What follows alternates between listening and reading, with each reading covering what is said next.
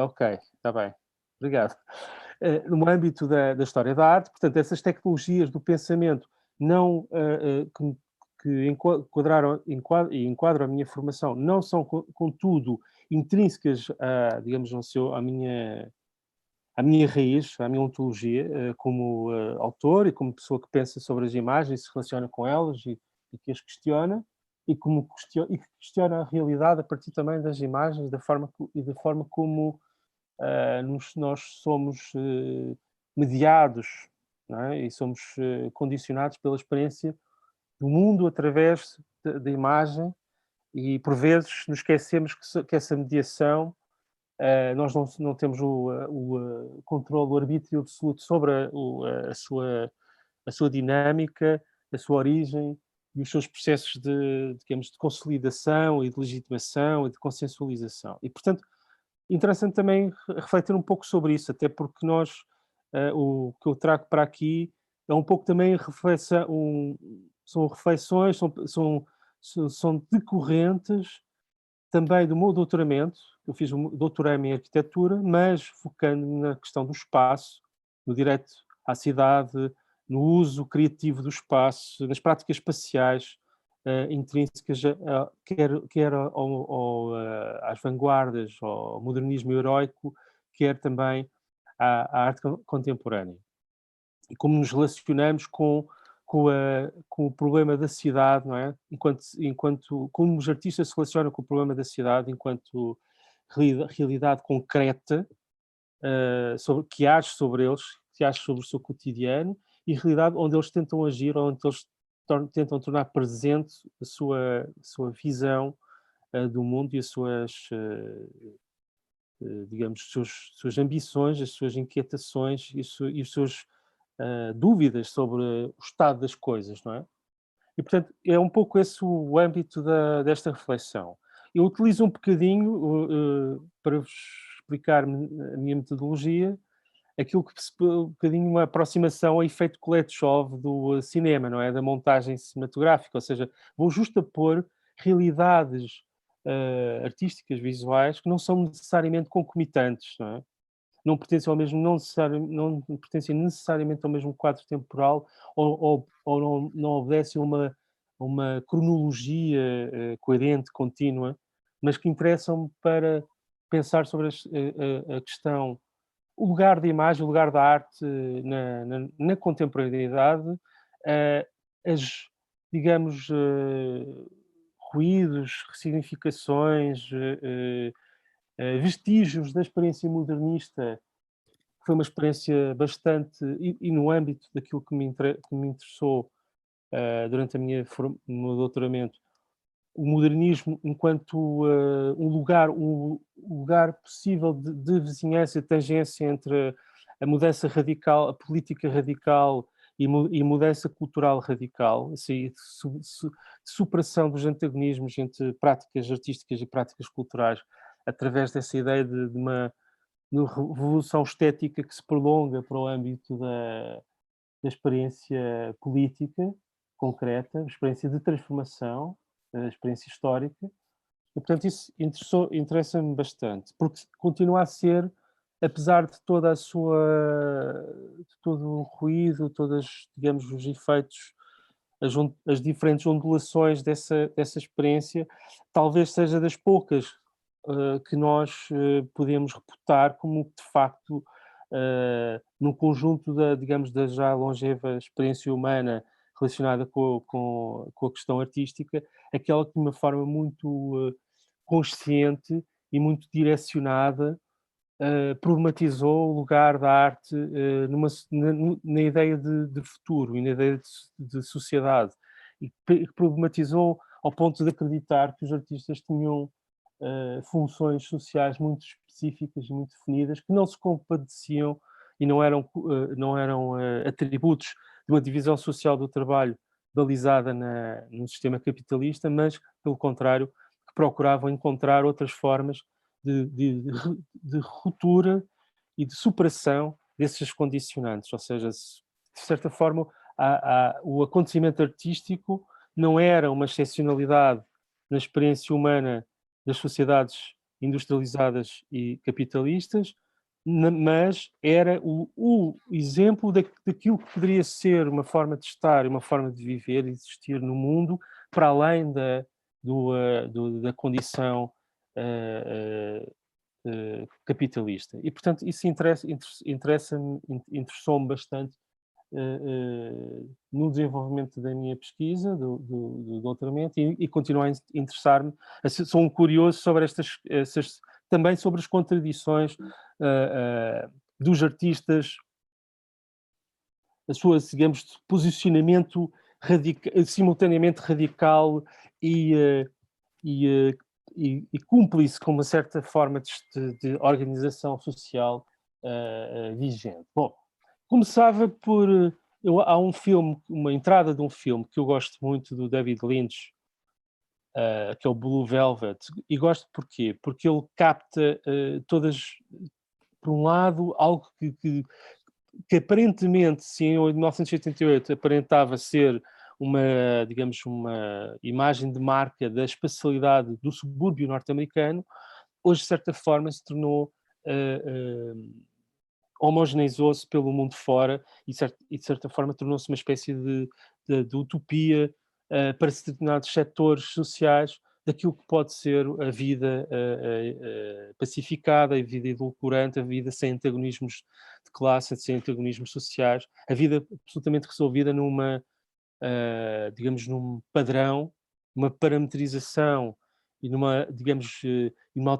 automatização dos protocolos de existência em comunidade, que é intrínseca também à gênese da sociedade norte-americana, que é uma sociedade que, contraditoriamente, tem um fascínio, ao mesmo tempo que é o território das grandes metrópoles, hipereletrificadas, hipermodernas, é o território fascinado por essa pequena comunidade que se vigia e se congratula mutuamente, monorrácica, com uma visão ensimismada e fechada sobre o mundo e, portanto, de certa forma, me interessa analisar, não tanto pelas suas características culturais, antropológicas específicas dessa sociedade, mas pela forma como ela se disseminou e, de certa forma, se espalhou ou se tem espalhado de um modo aparentemente inexorável por muitas das regiões do mundo, ao ponto em que essa experiência de alteridade, que era necessária e intrínseca à ideia de humanidade e de diversidade no humano, se torna, se pressente ameaçada por este desejo das coisas, deles se parecerem cada vez mais connosco e nós parecermos cada vez mais com eles, numa espécie de consenso, não só na sua dimensão estética, mas também num consenso político e cultural em que não existe a consciência do outro como a consciência de uma diferença e de uma presença em diferença, presença atuante que acontece em diferença. E, ao mesmo tempo, o Lynch, porque é um cineasta que por detrás, explora sempre o que está por detrás da fachada. E o que essencialmente nós vemos nestes frames, eu vou-vos passar muito rapidamente, é fachadismo estético. É a sociedade resolvida, sem problemas, sem contradições, sem ruídos de fundo, sem claro-escuro mundano, sem... portanto, uma sociedade que aparenta um grau de felicidade e de resolução que é extremamente duvidoso e ao mesmo tempo visualmente apelativo. E eu vou só fazer a passagem, peço desculpa pela publicidade do YouTube, mas é inevitável. Isto hoje em dia está tudo para nas mãos do grande comércio. Ignorem a publicidade, por favor.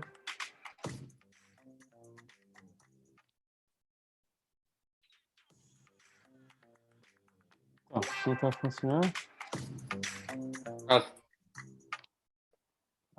Ok.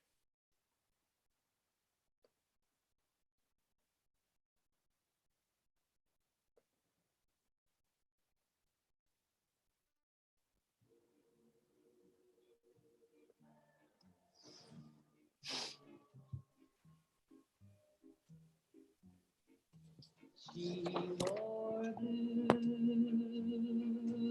velvet, bluer than velvet was the night, softer than satin was the light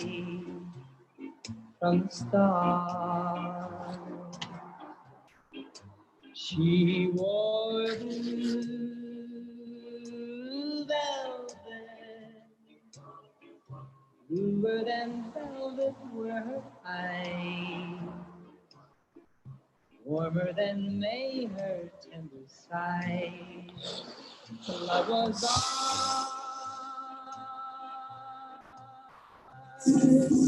ours, love I held tightly, feeling the rapture glow. Like flame burning brightly, but when she left, gone was the glow of blue velvet. But in my heart there'll always be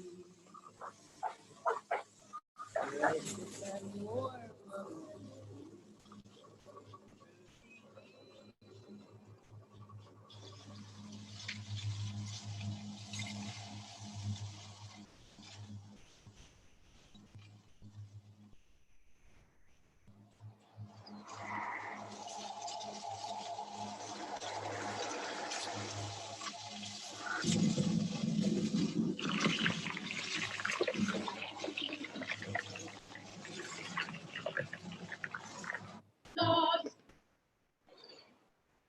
Ok, deixa-me só voltar aqui. Então, esta ideia, portanto, o que me interessa explorar, e que de certa forma também aqui na citação do Adorno se torna evidente, que é a encenação, de certa forma a encenação do dia-a-dia, a forma como a representação do mundo é contrariada, ao mesmo tempo que é demonstrada, é constituída como uma imagem verosímil, mas ao mesmo tempo é contrariada pelo facto de que esse mundo é um mundo inacabado, imprevisto, onde a desorganização, o acidente, a entropia se tomam conta e ao mesmo tempo revelam o lado cruel, o lado cru dessa organização, desse universo. E de certa forma, aquilo que é intrínseco digamos, a ficção, este início da ficção do Lynch, e que pode percorrer também a experiência artística, as experiências artísticas radicais, as experiências artísticas disruptivas, e mesmo aquelas que não sendo disruptivas, mas que apresentam elementos ao longo da história da cultura moderna, elementos que não se consubstanciam, não reiteram o adquirido, o referente, mas que o colocam em crise. Não é? E essas formas artísticas que ao longo do tempo foram colocando em crise também os dados, digamos, adquiridos, legitimados da cultura e da civilização. Não? Os pilares da sociedade são colocados também em xeque por essas formas artísticas. E começava também pelo fim, que é o princípio, de certa forma, esta ideia da vizinhança, da tolerância, do estar com o outro. Há um outro filme também que eu gosto muito, é uma animação stop motion do Norman McLaren, de 52, mais ou menos no período que precede, estamos em plena Guerra da Coreia, há o facto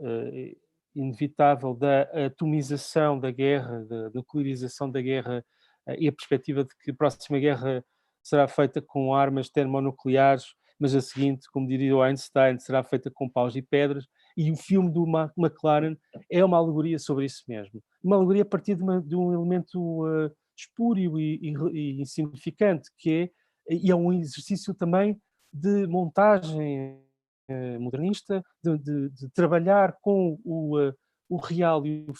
o fictício no espaço do real, num espaço no ló, no relevado,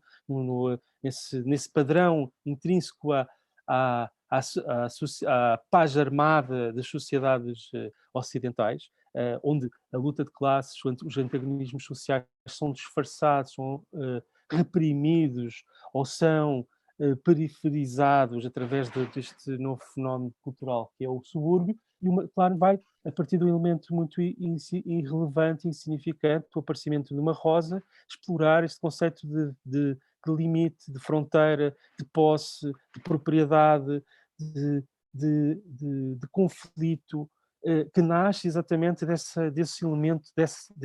estético, uma rosa. Não é? E, portanto,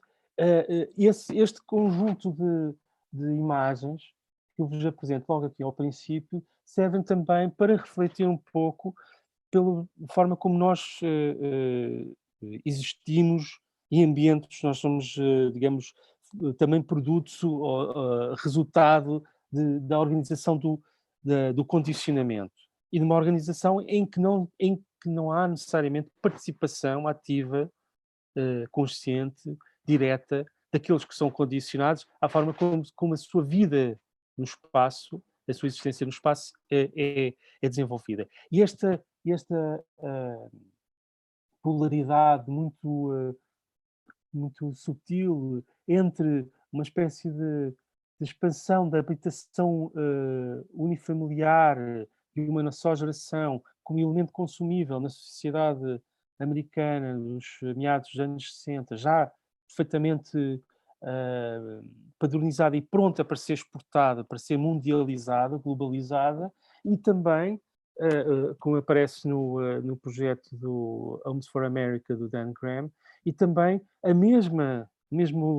motivo, a mesma gestalt, a mesma visualidade problematizada por um artista norte-americano na década de 90, o James Casaber, que trabalha muito com maquetes e trabalha muito com a história menos conhecida, a história reprimida, a história esclavagista da sociedade norte-americana, pegando neste enfiamento,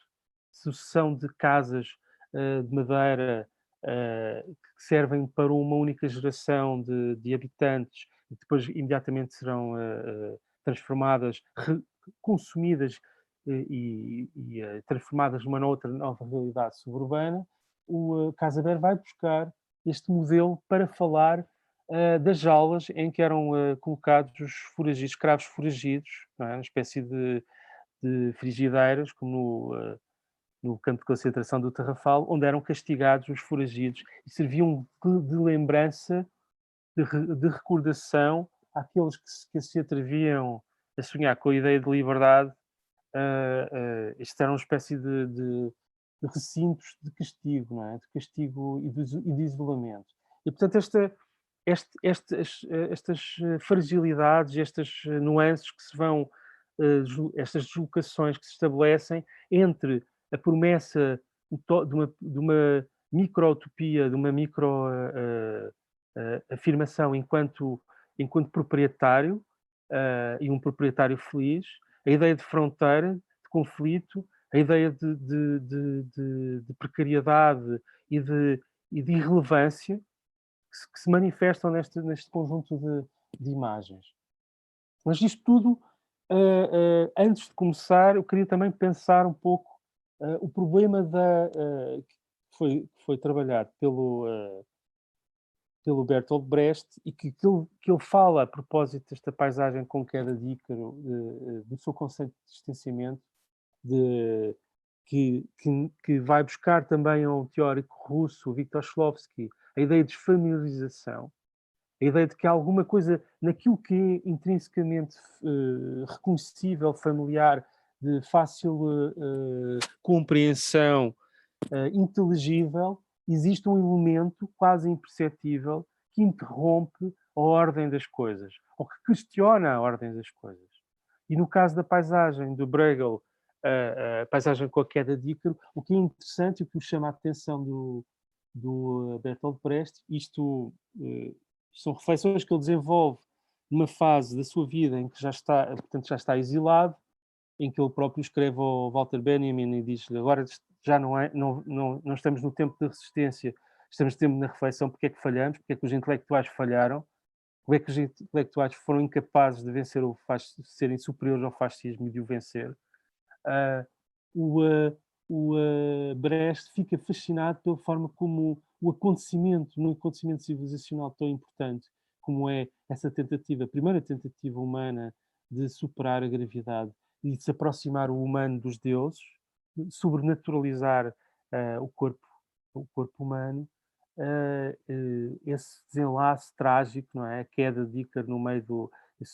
seu acidente mortal é representado de uma forma quase invisível, imperceptível,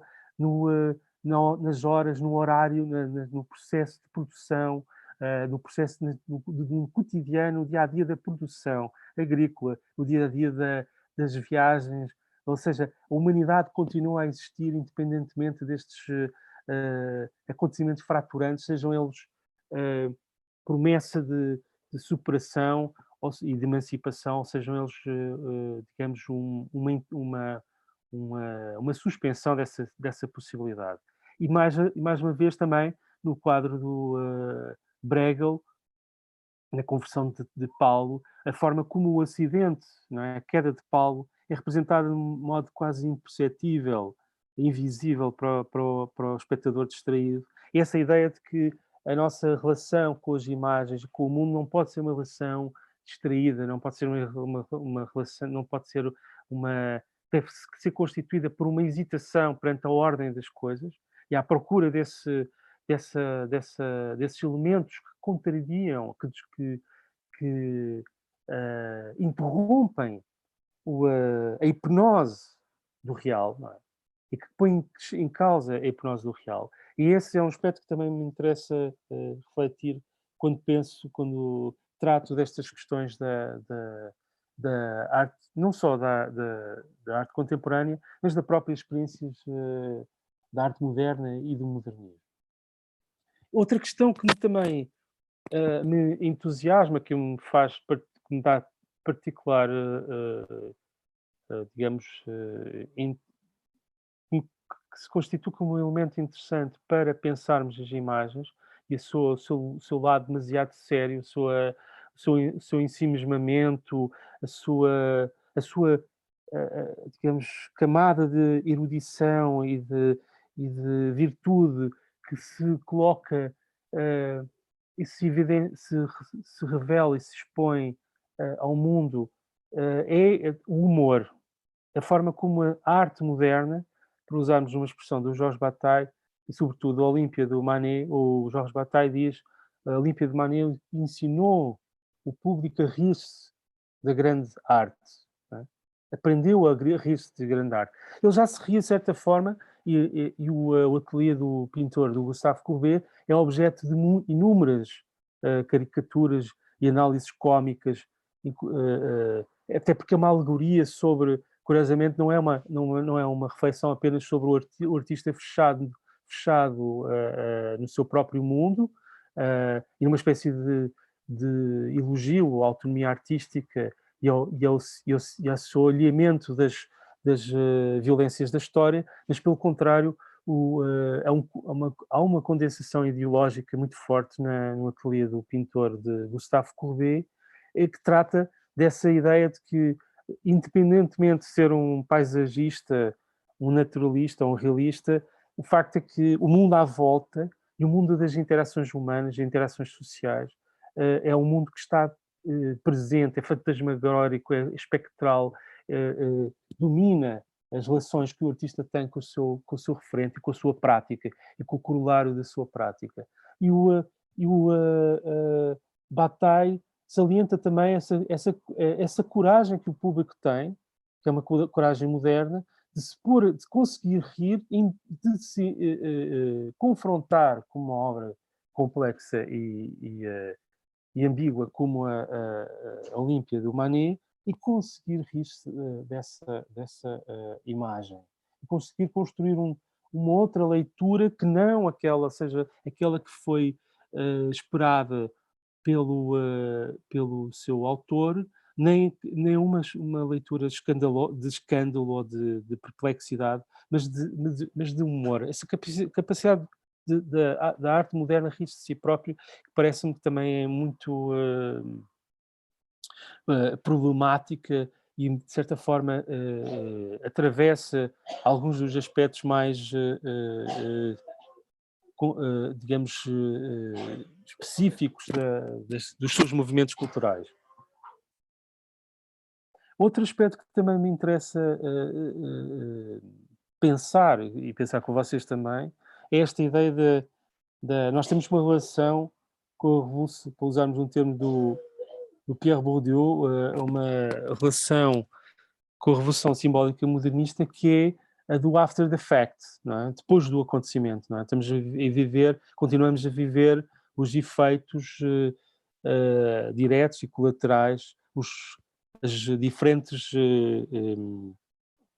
ondas de choque, de vibrações provocadas por esse cisma metodológico, cisma temático, ideológico, que caracterizou a arte do século XX. E, contudo, no seu tempo real de existência, muitas vezes estas imagens, que hoje em dia estão perfeitamente disseminadas e banalizadas, e que já não constituem uma, digamos, independentemente das suas inclinações androcêntricas, da objetialização do corpo feminino, de ser uma teoria pictórica sobre o nu e sobre a representação, ser um processo de transição para uma outra etapa, para uma outra realidade da prática pictórica. A verdade é que é uma imagem que teve um percurso sui generis, desde a sua execução em 1907, o longo período que esteve praticamente escondido atrás de uma série de quadros nos diferentes ateliês do Picasso, até ir parar à casa de um costureiro que, por casualidade, era o patrão do André Breton. André Breton era o secretário particular do Jacques Doucet e convenceu o Jacques Doucet a comprar este quadro, que aqui permaneceu até o ano da sua morte, em 29, até que finalmente foi adquirido em maio de 39 pelos trustees do MoMA e exposto no mesmo museu em Nova Iorque. Portanto, curiosamente, o Picasso,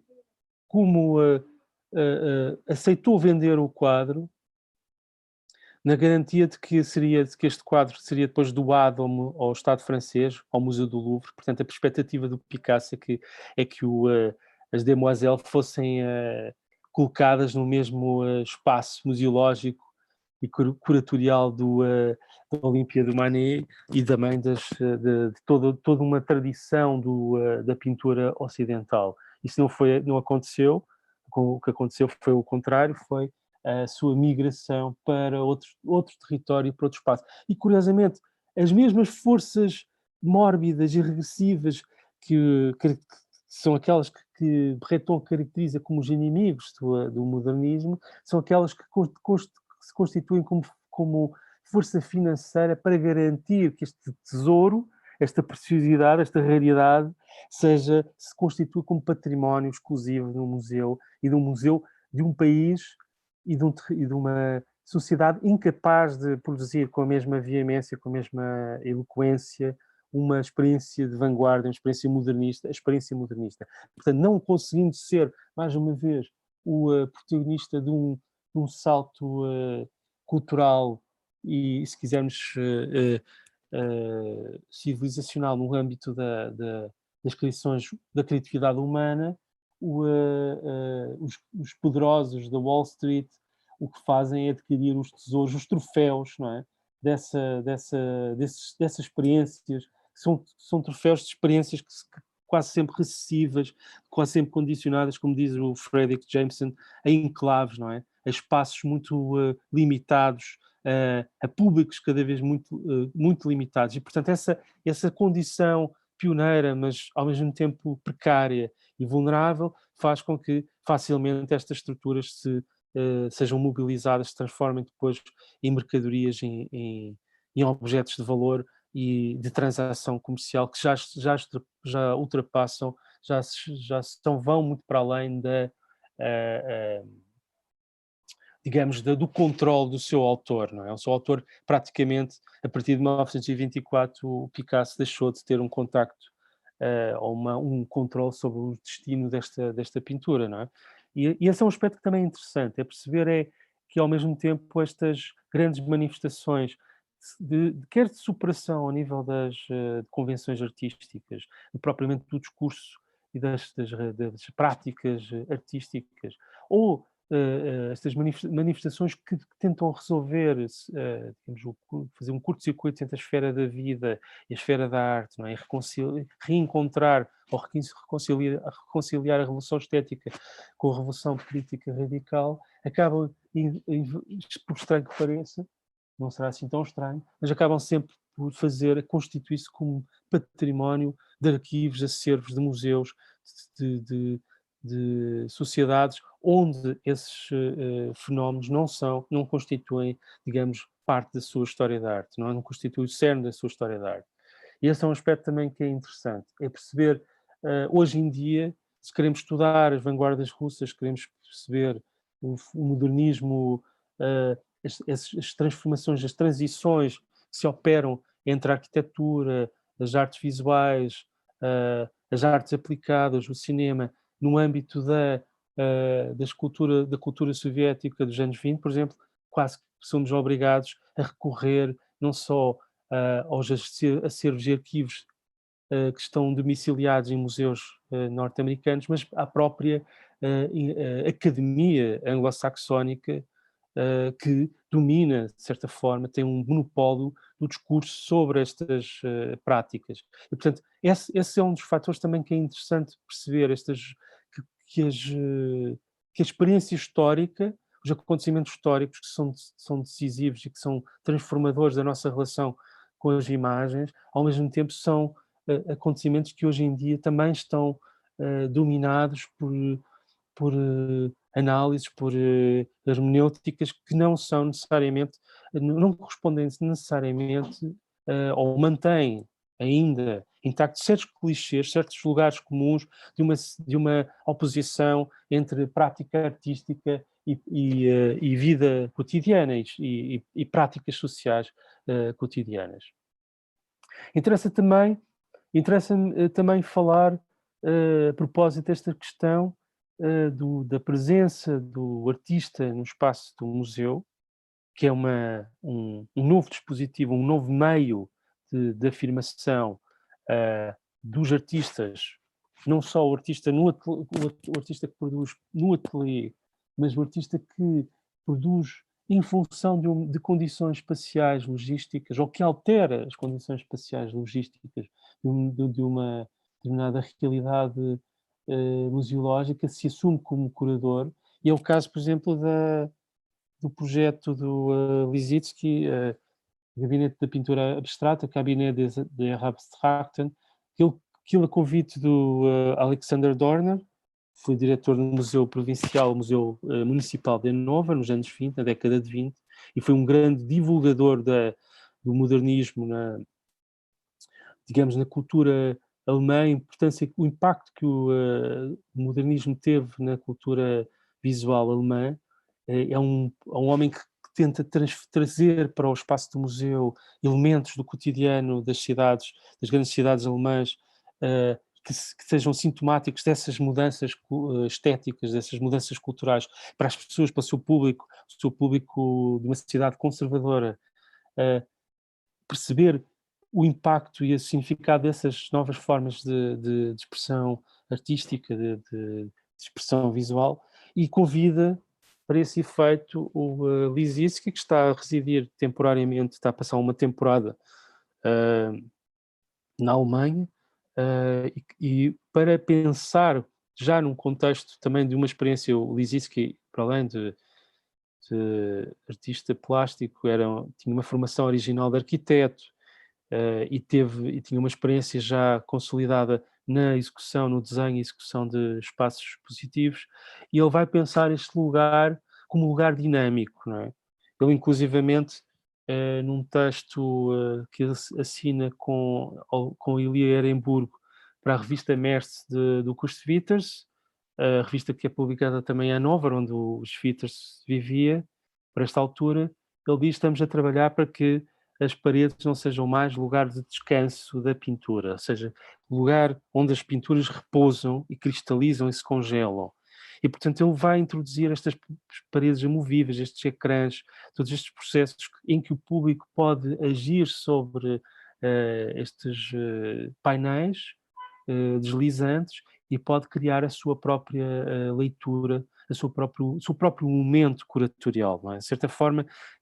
alterar um pouco a relação que o espectador tem, a relação passiva e a relação também condicionada que o espectador tem com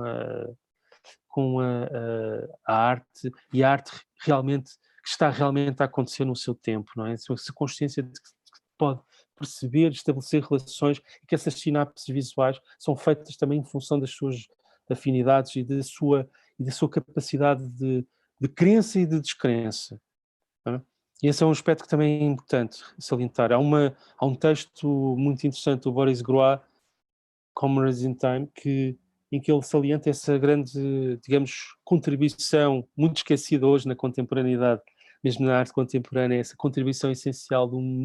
modernismo, que é a hesitação e a dúvida, o direito à dúvida. O espectador não pode ser tratado, e por isso mesmo, quando lemos o Marinetti, ele dizia que os comícios futuristas, o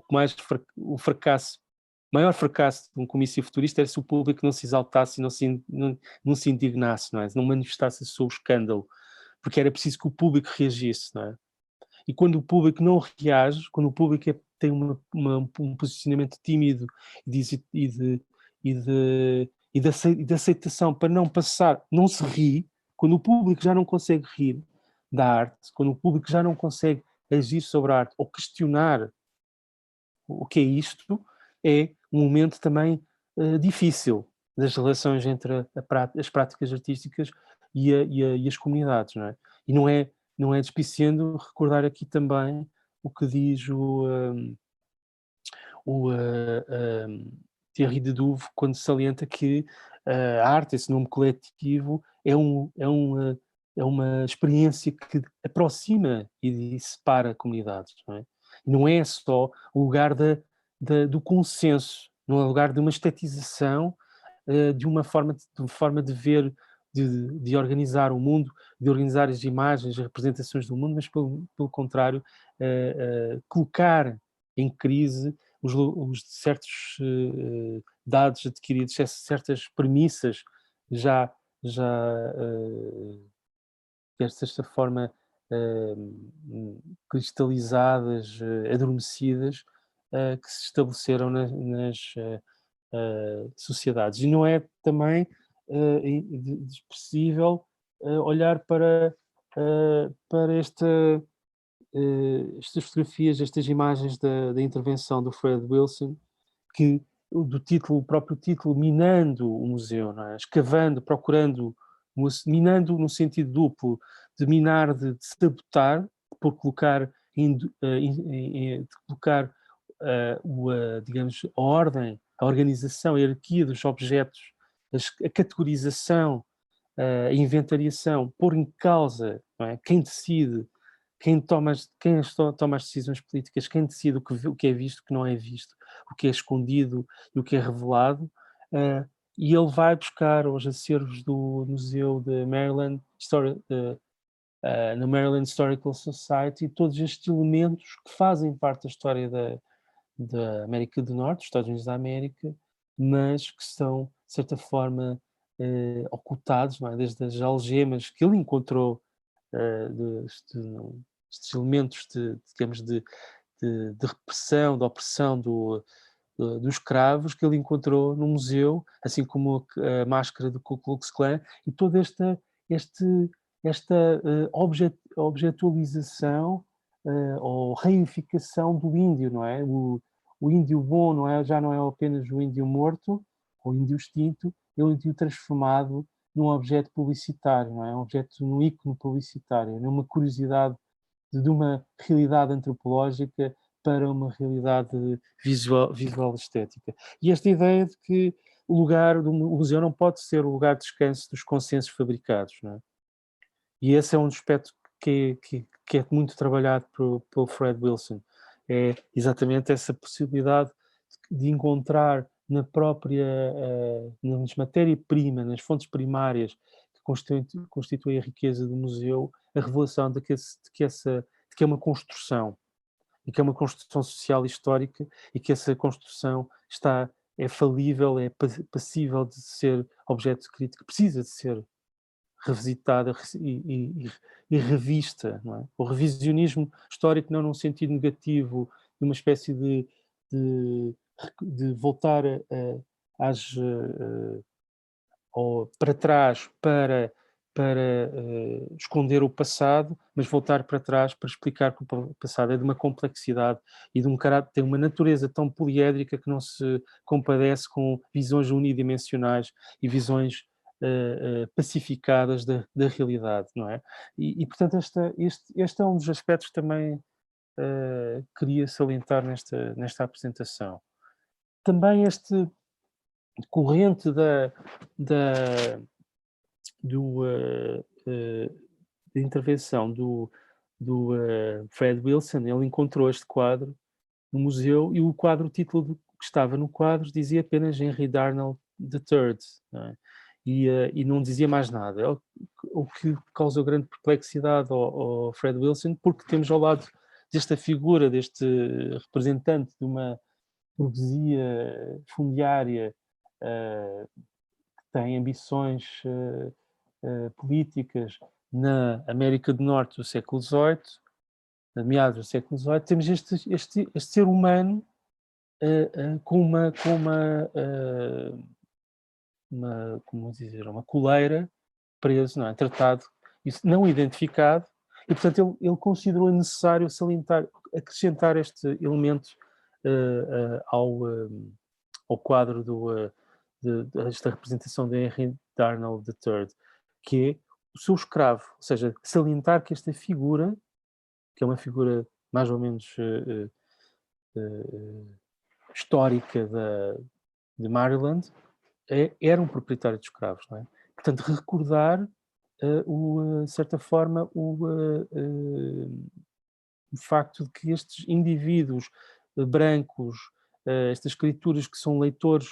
dos grandes racionalistas europeus,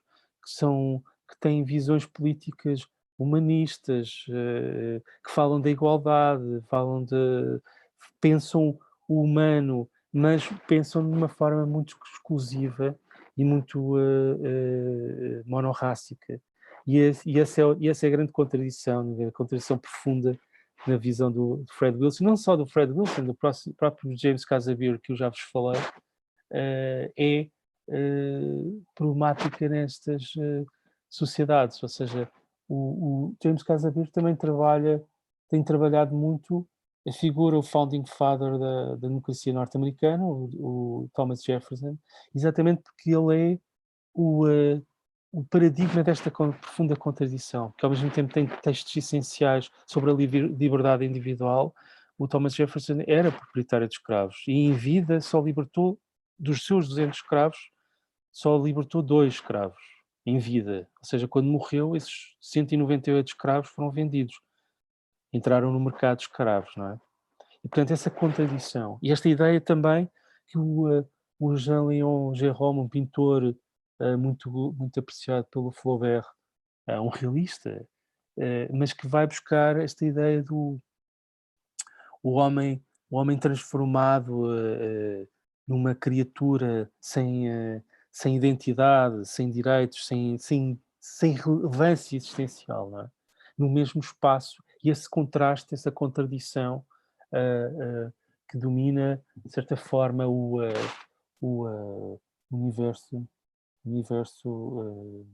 das, digamos, das sociedades europeias ao longo da sua história, não é? Este fundo cénico, não é? Quase como uma espécie de punctum, para usarmos a expressão do Roland Barthes, não é? Aqueles patrícios ao fundo no fórum, discutindo eh, as leis do comércio e da política, as dinâmicas e as intrigas da sociedade em que estão inseridos, ao mesmo tempo que o outro ser humano existe, coexiste digamos, nas muralhas, nos muros da cidade, da entrada da cidade, do fórum, do coração da cidade da cidade que recebe o mundo, não é? Do urbi orb, a cidade cosmos, essa criatura que não tem direitos, não é? E esse é um aspecto que vai percorrendo, vai dominando muitas das inquietações, de certa forma, das práticas artísticas, quer no modernismo, quer mesmo hoje na contemporaneidade. Por isso também estas duas imagens do Rivero, Frozen Assets, em que ele faz um raio-x da sociedade nova-iorquina, não é? Sociedade dos arranha-céus, da construção em altura, do capitalismo, da arquitetura acumulada ao ponto em que... não, o capitalismo acumulado ao ponto em que se torna arquitetura, para usarmos a expressão do Al Foster, em que os seres humanos são,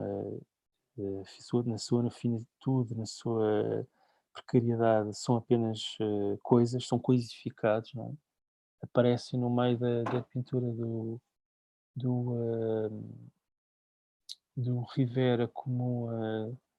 quase no limiar do matador, não é? Do, uma espécie de armazém, são armazenados como coisas sem empréstimo, e depois esta transição para um artista contemporâneo português, o Body in Transit, não é? Esta ideia de que o corpo, o ser humano mais difícil, ele vai buscar muito esta história dos jovens que se agarram aos trens de aterragem dos aviões para tentar alcançar a Europa. E vai buscar também esta contrição profunda de que mais depressa, mais facilmente a mercadoria transita de um ponto geográfico a outro, as matérias-primas chegam como sãs e salvas, e têm a sua integridade assegurada, não é? Protegida por uma vasta rede financeira, e ao mesmo tempo o ser humano é transformado numa coisa que exatamente sem futuro, sem expectativa e sem direitos, não é? E portanto o Didier vai buscar um elemento da padronização do transporte de mercadoria, o contentor, e vai criar um contentor para transportar seres humanos, não é? Já quase como se fossem regressando um pouco a uma lógica, à lógica temível de que o corpo humano é tratado como um objeto, não é? E é tratado como não no sentido da sua preciosidade e da sua raridade, como um bem como algo que merece a dignidade e o respeito e a sua soberania, mas como qualquer coisa que é escondida e transformada, empacotada e embalada para se deslocar, para poder passar despercebida. O humano, para poder deslocar-se num mundo sem direitos, tem que se deslocar de forma invisível, não é? Tem que ser invisibilizado. E esse é um aspecto que também percorre muito destes processos, essa invisibilização da legenda, a invisibilização, apesar do primeiro plano, mas que atrai o olhar no quadro do Jean-Léon Gérôme, é exatamente como o mundo continua independentemente da miséria humana. Uh, no, no Rivera é essa cidade que não dorme, notívaga, sonâmbula, que tem uma relação com os bens materiais, bens financeiros que não tem, com os objetos, que não tem com os seres humanos. Portanto, este trânsito que também vai dominando muitas das contribuições artísticas dos modernistas. Não é por acaso, por exemplo, que eu coloquei aqui, até porque se aproxima do ponto de vista ideológico, tem um percurso próximo, apesar das suas, digamos, nuance e da melancolia da temática muito mais feroz e mais dolorosa do Jorge Ross, mas esta ideia do artista que tem um posicionamento político que, se na década de 19, 20, durante a crise que dar origem à República de Weimar, é um ato de confrontação com a sociedade alemã, com o revanchismo prussiano, e não é também de esquecer que este é um documento visual que foi confiscado pelas autoridades alemãs, e o Jorge Ross e o editor foram condenados por atentado contra a instituição militar. Portanto, estas imagens não tiveram a disseminação, não tiveram a popularização que se esperava, mas ao mesmo tempo esta consciência do mundo em que a violência, o terrorismo de Estado, a violência política são realidades inescapáveis, não é? E que o mundo, a paisagem edulcorante, o mundo, digamos, apaziguador, o apaziguamento estético do mundo natural, do reencontro com a natureza, é contrariado pelo cadáver, não é? Que chega à margem, o cadáver do indivíduo brutalmente agredido e torturado, provavelmente uma representação do corpo do Karl Liebknecht, que com a Rosa Luxemburgo foram assassinados nesta altura e foram encontrados também num dos rios de Berlim. E depois este trânsito para o cartoon, que já em que a dimensão política é uma dimensão tem a ver com os processos de desnaturalização, de estranhamento, de dificuldade interpretativa, de conflito entre as imagens criadas pelos artistas modernistas e o seu público, não é? Essa dificuldade de entender a arte moderna, os preconceitos, os juízos, digamos, os juízos precipitados sobre a realidade da arte moderna, em particular da abstração, e esse trabalho que é o de obrigar o espectador não só a colocar questões às imagens, mas colocar-se questões a si próprio, não é? E o cartoon aqui embaixo do Ed Reinhardt é muito interessante, não é? Porque as imagens devolvem a questão, as imagens colocam questões ao espectador, não são só os espectadores que estão hesitantes perante a evidência de qualquer coisa que não entendem, de qualquer coisa que não é verbalizável, que não é do âmbito iconográfico que esteja próximo, mas ao mesmo tempo essas imagens lançam sobre o espectador também a dúvida: será que ele está capacitado para se entender a si próprio, não é? Para compreender os seus limites e a forma como vive de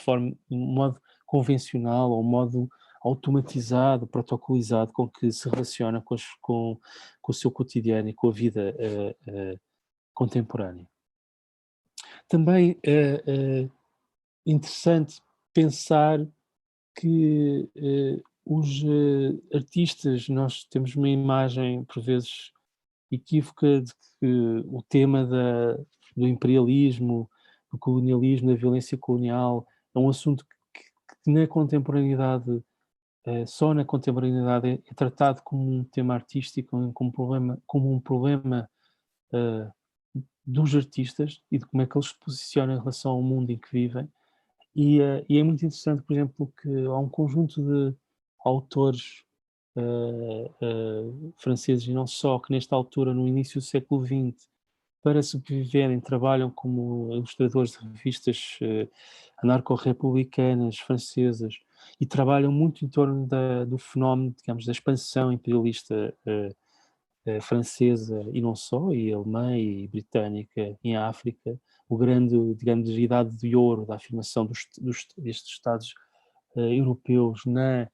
ocupação territorial, na expansão territorial por África e destruição de civilizações africanas. E esse é um dos aspectos também a salientar nesta revisitação, voltar ir para a frente e voltar para trás na relação que podemos estabelecer entre artistas que já não,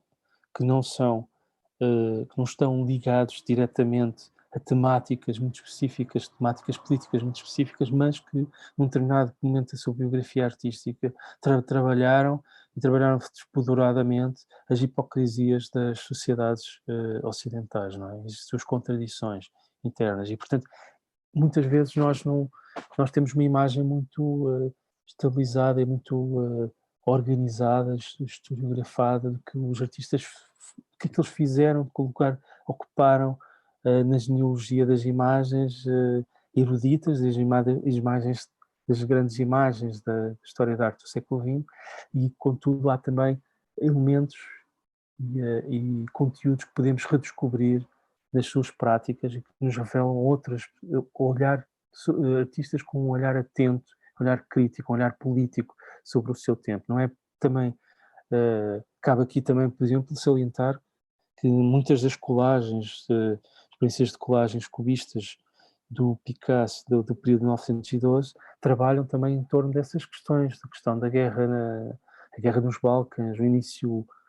preâmbulo, a antecipação ideológica dos conflitos interimperialistas, a colonização de África, aparecem de uma forma subtil, mas quase como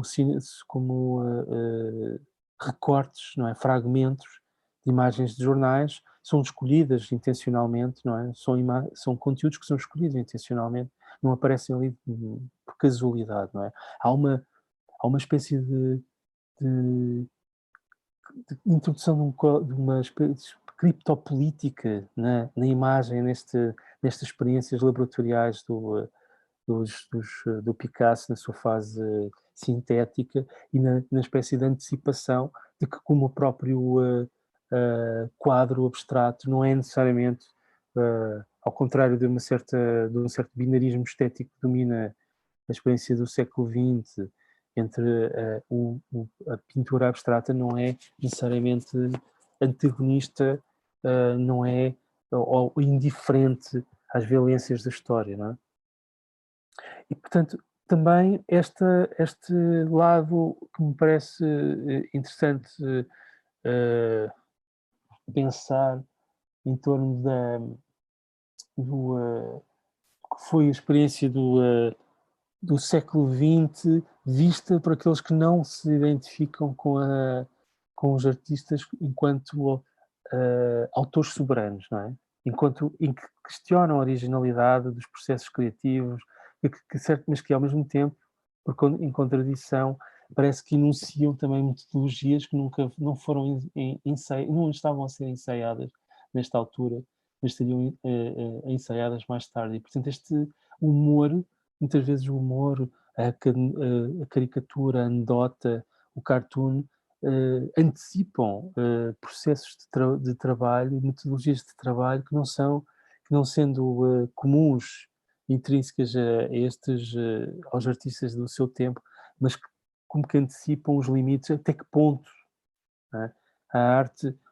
também é política no momento em que testa os seus limites, as suas convenções, em que extrapola, em que questiona as suas próprias convenções, não é? E acaba por questionar essas convenções também através da representação humorística, não é? Da representação que tenta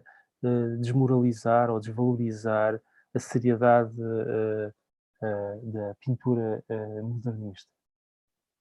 Também me interessa perceber até por que ponto nós continuamos também a trabalhar em torno de uma espécie de luta contra o anonimato, luta contra a irrelevância, contra a finitude, contra uma espécie de exercício permanente que se vai prolongando ao longo da história e sobretudo a partir do advento da Revolução Francesa, e essa consciência que o quadro do Courbet traz de que aqueles seres que não têm biografia histórica significante, os não heróis, ou os heróis do passado não histórico, são tão essenciais, é tão importante falarmos deles, ou eles terem a sua presença no mundo das imagens, ou se eles constituírem critério para que um critério para serem selecionados, escolhidos como parte de um processo de representação de determinada época histórica, e para servir como uma espécie de emancipação e de afirmação de soberania daqueles que não são essenciais para as grandes narrativas, para as grandes explicações, as grandes hermenêuticas da história humana, não é? Da civilização humana. Pelo contrário, perceber, para Gustave Courbet, a história da arte tem que reencontrar um novo referente, e esse novo referente não são os heróis fabricados pelas lógicas políticas, pelos despotismos políticos ou uh, pelo racionalismo, mas são aqueles que não têm nada de significativo a dizer e, contudo, existem. Não é? E esse é um dos aspectos radicais, revolucionários da contribuição de Courbet, é tornar o insignificante e constituir parte de uma visualidade, constituí-lo como uma imagem, representar aquilo que não é absolutamente essencial para a explicação do mundo, para uma explicação, para uma sobrenaturalização do mundo, e, contudo, tem uma forte presença, um valor social e cultural muito importante. Não é despiciente, por exemplo, pensar-se que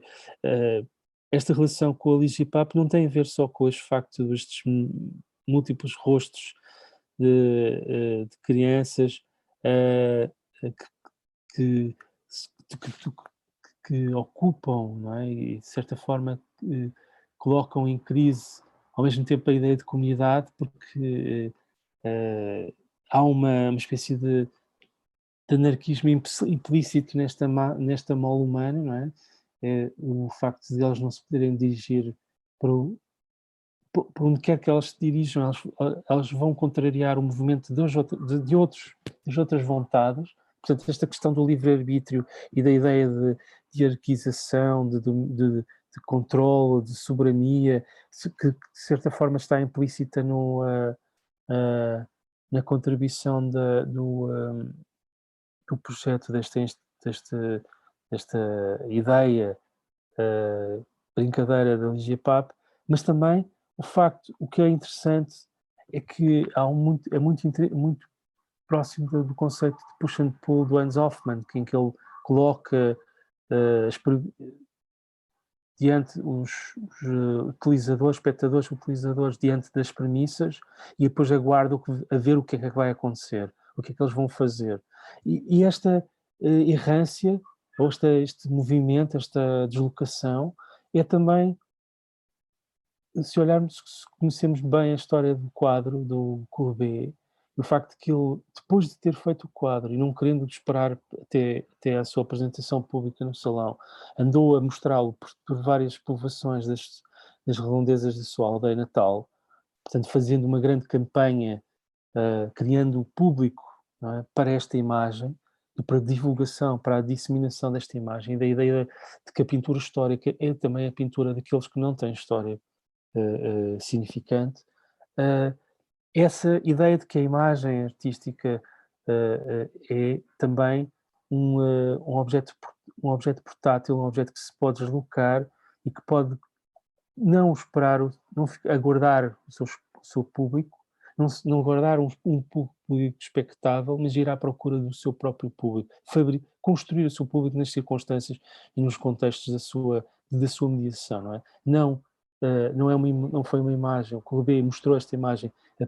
a um público não especialista, exatamente porque lhe interessava, porque era esse o público que lhe interessava conquistar através das suas imagens.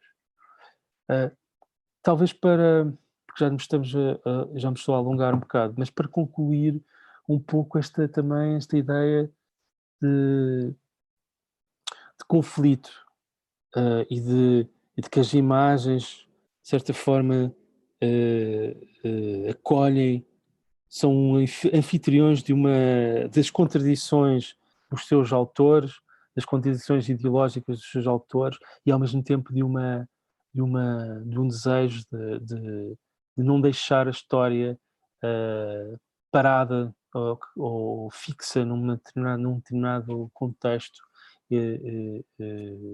hegemónico. E é muito interessante este quadro do Percy Wyndham Lewis.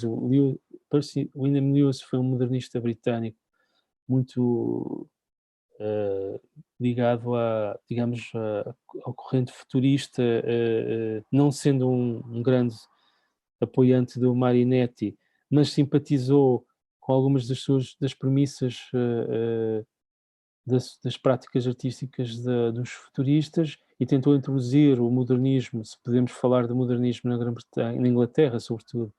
temos que o falar através do Percy Wyndham Lewis, mas ao mesmo tempo é um homem que esteve ligado ao fascismo britânico, era um mussolinista, antes disso, na Primeira Guerra Mundial, foi um adepto, um entusiasta de envolvimento da Grã-Bretanha na Primeira Guerra Mundial, e este quadro, e nesta altura em que rebenta a guerra em França, ele está a viver em Paris, e este é um quadro que representa também no limiar quase de uma abstração, numa grelha, não é, abstrata da cidade, a cidade como um sistema abstrato, um sistema totalizante, mas em que a nossa experiência é fragmentada e incompleta. Ele representa a guerra civil latente na sociedade francesa, a guerra civil que continua de forma subterrânea a manifestar-se desde a Comuna de Paris em 1971 e que continua a manifestar-se mesmo durante o período da guerra, digamos, o conflito entre patriotismo e internacionalismo que marca a sociedade francesa deste período. Não tem, por exemplo, no centro do quadro a bandeira vermelha e os, digamos, representando e a própria estrutura, a geometria labiríntica dos bairros populares, dos quartiers populares de Paris, que ainda é proletária, não é? Intramuros, que ainda mantém contacto com as classes trabalhadoras, com as classes baixas, populares, e ao fundo a bandeira tricolor, a bandeira dos nacionalistas, dos verdadeiros patriotas, e há um posicionamento também aqui implícito, porque o Percy Wyndham Lewis, apesar de representar de forma objetiva uma realidade de dissidência e conflito e de antagonismos de classe e de antagonismos ideológicos, ele toma uma posição, não é? E esse é um aspecto que é interessante. É a imagem, os artistas tomam de forma veemente ou de uma forma inconsciente por vezes, mas tomam uma posição em relação a estes fenómenos que, de certa forma, contaminam e dominam o contexto do seu cotidiano. O valor do salário mínimo, o preço da carne e da energia, o preço da água, o acesso à educação, o acesso à cultura, todas estas questões e a sua aparente a crise permanente da sua resolução efetiva e que parece que de alguma forma se manifesta no modo como os artistas também querem pensar o seu tempo, não numa visão pacificada ou uma visão num quietismo ou num ensimismamento, num seguidismo, mas pelo contrário procurar sintomas daquilo que está em crise, que está em profundo, digamos,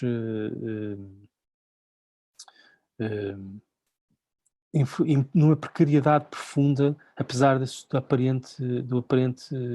ordem, o status quo se manter aparentemente intacto e estabilizado, não é? E essa é a imagem também do projeto do Jeremy Deller, de fazer a reencenação da batalha que opôs os militares em greve com as forças policiais,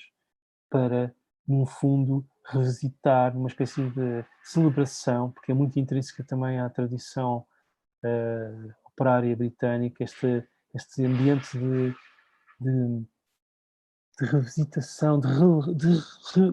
rememoração do património de luta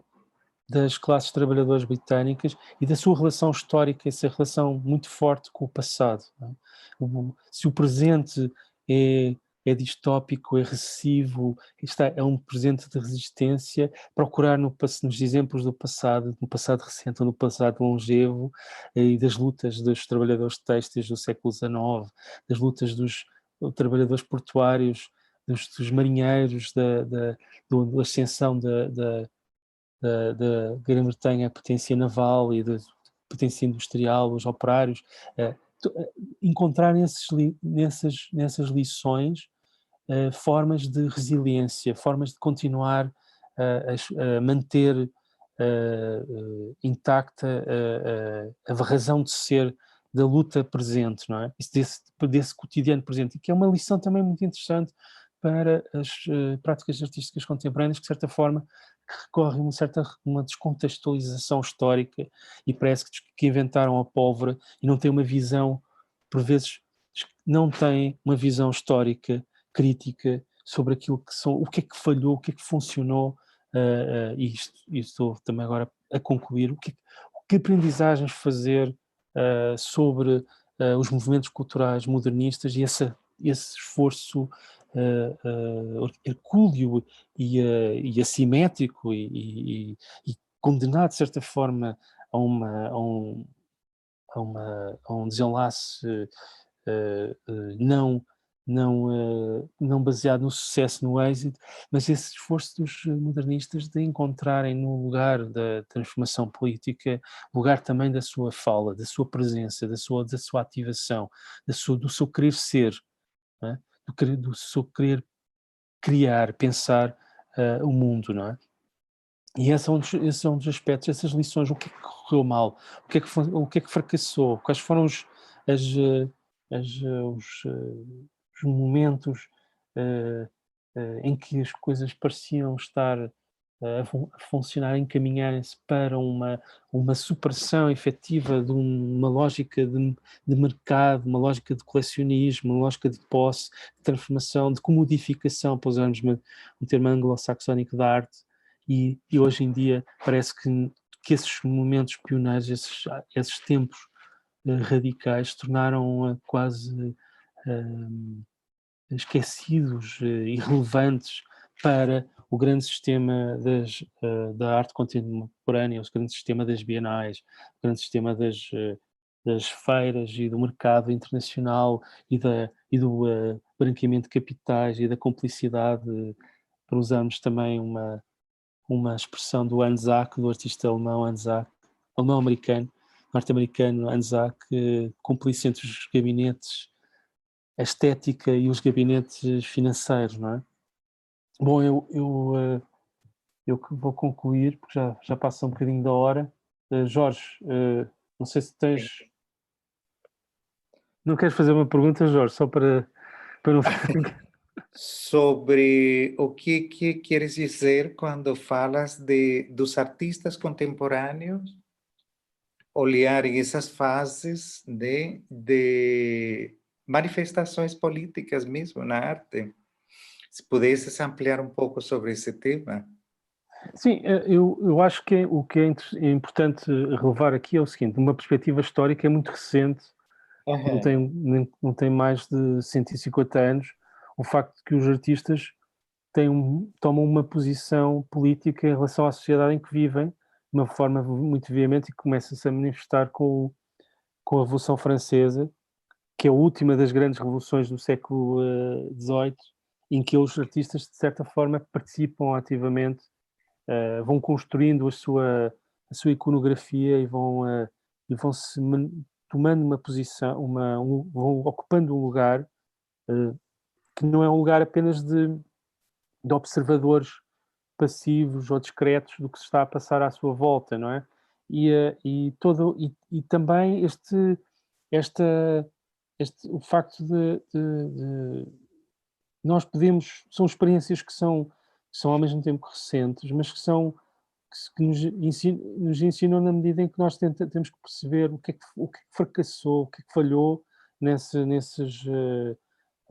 porque é que os coletivos duram tão pouco tempo, porque é que os movimentos, porque é que os artistas mais radicais são, curiosamente, aqueles menos gregários, como são, ou os gregários, por exemplo, é muito interessante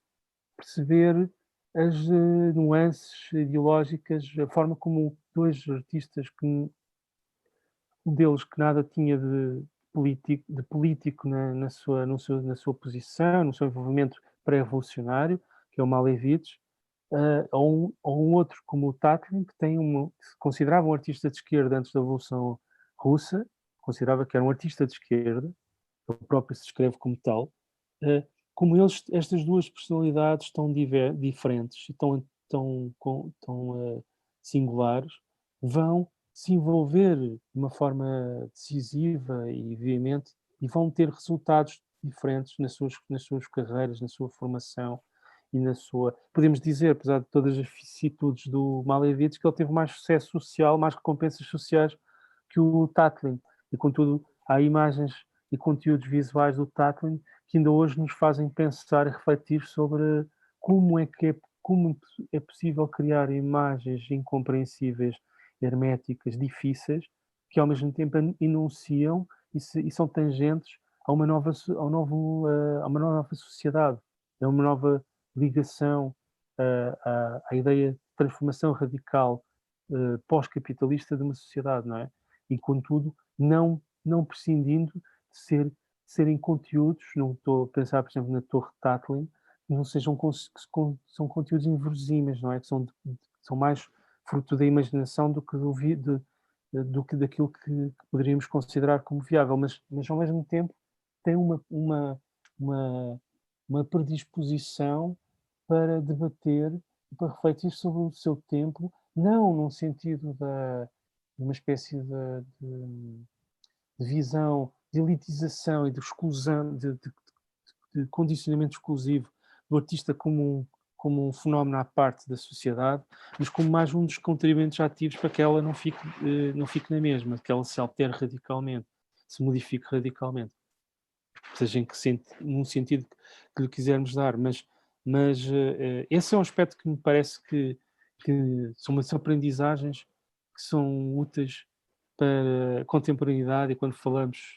quando amanhã formos falar do decolonial, do pós-colonial,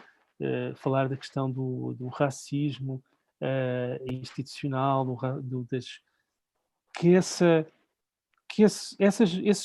experiências, essas aprendizagens ao longo do século XX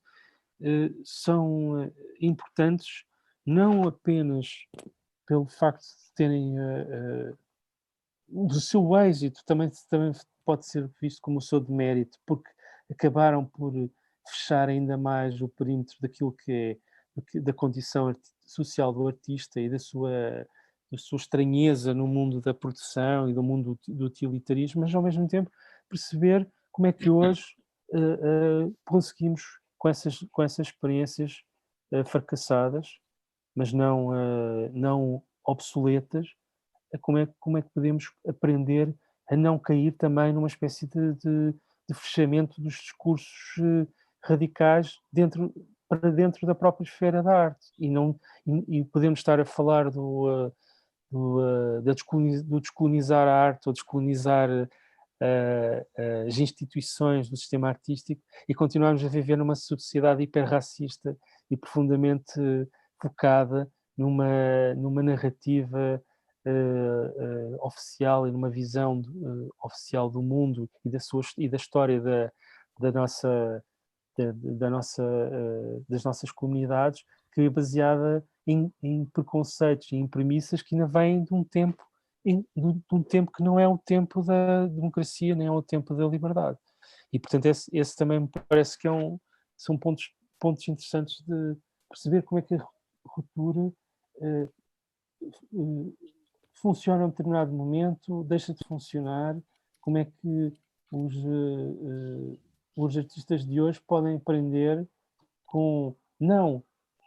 faz muita confusão estas referências a revolucionários, que foram revolucionários, que tomaram posição, Amílcar Cabral, o Fanon, toda esta malta que tomou posições políticas radicais, estiveram envolvidos em processos revolucionários no seu tempo e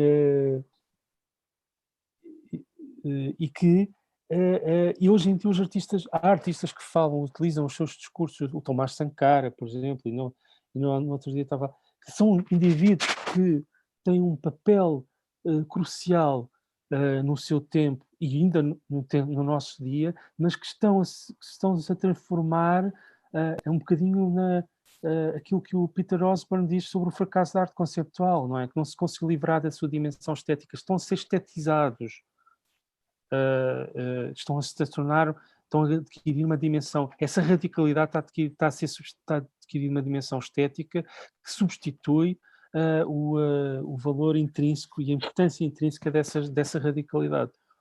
Eu acho que... Me parece que António Cerdeira quer colocar alguma questão. António? Sim, agora, já que me dão essa possibilidade, agradeço. Primeiro quero felicitar o professor Pedro Pousada pela excelente intervenção, pela excelente palestra que nos deu. Abriu imensas pistas de reflexão, deu-nos a conhecer imensos autores, e eu estava aqui a refletir, principalmente nestas últimas palavras que o professor disse agora, e eu costumo citar um pequeno ensaio de um historiador... Não, Pedro, pá, diz Pedro. Ok. O Eric Hobsbawm que é um historiador de formação marxista. Sim. Ele que militou mesmo no Partido Comunista Inglês, que naquelas circunstâncias era uma grande adversidade, e ele tem um pequeno ensaio que eu gosto muito de citar, e eu fui buscar, tenho aqui ao lado, sobre o posicionamento das vanguardas no início do século XX, e ele escreve este pequeno ensaio em 1998, precisamente nos finais do século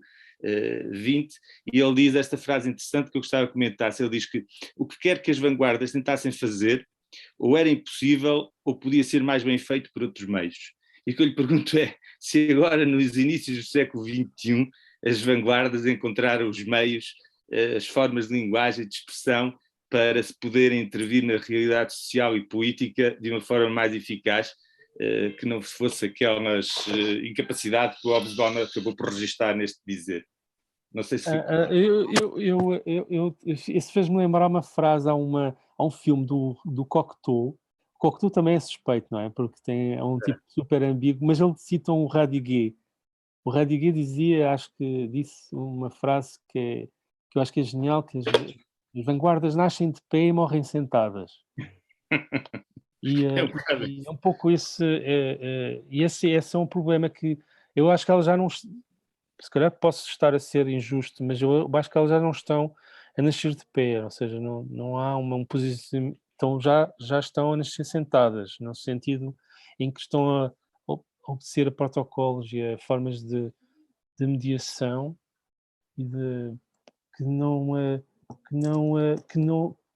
me faz, pessoalmente a mim faz-me confusão, porque não questionam. É assim, lá está. Eu acho que não podemos tirar da equação a luta de classes, da questão racista, do colonialismo, ou do neocolonialismo, do imperialismo, a luta de classes. E há uma certa emasculação do discurso radical, porque o discurso do Fanon, o discurso do Amílcar Cabral, do Tomás Sankara, é um discurso sobre a questão da luta de classes. No seu próprio país, nos seus próprios países, e também sobre, na independência, na emergência da independência da Argélia, as reflexões que o Fanon faz sobre também esse facto que o frentismo, aquilo que é a lição acho que é o T.J. Clarke diz sobre a lição da pintura do Delacroix, a liberdade guiando o povo parisiense, não é? mas ele diz, dali a poucos dias, aquele povo unido vai estar dividido em classes sociais, eles já estão perfeitamente identificadas pelo... O estudante do Politécnico não é o mesmo, não tem as mesmas ambições sociais, as mesmas expectativas do operário dos bairros populares. Todos aqueles que estão contra a monarquia de Luís Filipe, que se querem rebelar contra a monarquia de Luís Filipe, dali a uns poucos dias vão-se estar a matar, e os derrotados vão à frente, não é? O Gavroche, as figuras operárias, e esse é um aspecto que de certa forma domina uma espécie de discurso sobre discurso contemporâneo sobre os problemas do racismo nas nossas sociedades, ou do colonialismo, ou da nossa herança colonial, que faz-me também, novamente, recorrer a um cineasta, ou Nanni Moretti, acho que é no Querido Diário, em que ele está a assistir a um filme ou um programa de televisão, já não me lembro, em que as pessoas estão a dizer, então a culpa é coletiva, nós todos temos culpa, nós somos culpados disto, da situação atual, a culpa... E ele responde, não é? Aquele como típico intervenção do cineasta que fala para nós, espectadores, diz, não, a culpa é vossa, desculpem, eu fui às manifestações certas, eu fui às manifestações pela paz, ou seja, eu manifestei-me politicamente contra isto, contra este estado de coisas, agora não venham dizer que a culpa também é minha, se eu me manifestei contra... Ou seja, e essa parece que recente descoberta do país racista e onde é que estavam os artistas e os jovens artistas quando o Cavaco Silva se recusou a reconhecer o Nelson Mandela, o pedido de libertação do Nelson Mandela, e o Estado português continua a descrever o Nelson Mandela como um terrorista, não é? Nos anos 80, não é? Antes da sua libertação, antes do consenso geral, quem é que defendia, quem é que denunciava o apartheid aqui em Portugal? Não é? Onde é que estavam os que diziam, os falavam que ainda era como certa democracia do Médio Oriente, ainda eles tinham uma democracia, era um país mais desenvolvido da África Austral, não é? Porque era governado por brancos, e isso existiu sempre, esteve lá, e ainda continua, e vai-se prolongando, e portanto a mim, eu já tenho 52 anos, não me estou a ensinar nada que eu já não soubesse há 30, sobre as nossas contradições sociais, mas porquê é que elas perduram? Porquê é que elas continuam a perdurar? Quem são as forças mórbidas e regressivas da nossa sociedade que, usando uma expressão do Breton, permitem que isto continue no estado em que está? E continua a ser cada vez... Continua, quer dizer, uma pessoa vai há poucos artistas afro-europeus nas escolas de arte portuguesas. Porquê? Há poucos estudantes de arquitetura afro-europeus nas escolas de arquitetura. Porquê? Onde é que estão? Quais são as razões objetivas disso, não é? Uhum. Por isso ser assim, dessa forma. E dizemos que somos todos racistas, somos portugueses, calma, temos que pensar bem o que é que estamos a dizer, como é que estamos a dizer as coisas, porque assim estamos a pôr debaixo do mesmo guarda-chuva aqueles que se opõem à ordem estabelecida e aqueles que querem que a ordem estabelecida continue a vigorar e a funcionar. E esse parece-me que muitas vezes há uma relação epidérmica dos artistas que não existia no período das vanguardas, porque os próprios internamente, coletivamente, eram abertos à contradição e à dissidência, ao conflito e à insatisfação e sempre em crises em relação às tentativas de hegemonizar, de explicar através de uma grande narrativa as intenções, não é por acaso que o Tatlin diz que não é construtivista, que esses construtivistas dizem que o seguem, mas ele também não acha que eles não o deviam seguir, que não o seguem, não é? Ou o Malevich e o Lissitzky e os conflitos que tem. O Lissitzky, que é um artista, um exemplo de um artista revolucionário, extraordinário, que vem da renascença judaica, não é? E que vem e vai conhecer o Malevich através do Marc Chagall e vai se transformar num grande criador plástico, não é? Multifacetado, e que vai muito mais além, que leva muito mais além o projeto artístico do Malevich, do suprematismo, não é? E vai transformar aquilo, se o suprematismo hoje é um acontecimento artístico que ainda tem futuro, que ainda pode ser pensado ou problematizado, é também através das contribuições do Lissitzky, que não se revia em absoluto em toda a doutrina do Malevich. E, portanto, essa capacidade de debate, de diálogo, de conflito, e também um pouco aquilo que a Claire Bishop vai buscar à Chantal Mouffe, não é? Que se nós queremos que a democracia seja poderosa e forte, temos que aceitar o antagonismo, a dissidência e o contraditório. E o mesmo tem que se passar no campo das artes. E eu acho que às vezes há um discurso, uma tendência para um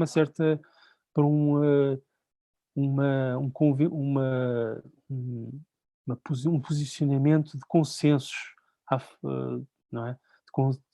Encontrar rapidamente um consenso. Não é o consenso que tem que se procurar, é perceber, porque eu sou anticolonialista ou antirracista, mas não penso da mesma forma que determinados artistas pensam sobre a questão do racismo, a questão da sua gênese e do que é que gera, o que é que produz esse racismo na nossa sociedade. Obrigado. E obrigado pela sua palestra. Ok. Jorge, já fiz a minha arguição para amanhã. Já percebi. Estou a brincar. Vai pensando nas respostas. Isso aí. Obrigado a todos, então. Se não houver mais questões, nos encontramos, então, na próxima segunda-feira, ok? Está bem. Obrigado. Obrigado a todos e obrigado pelo Tchau, Ruben. Obrigada. Tchau, Maria. Tchau. Tchau a todos. Obrigado.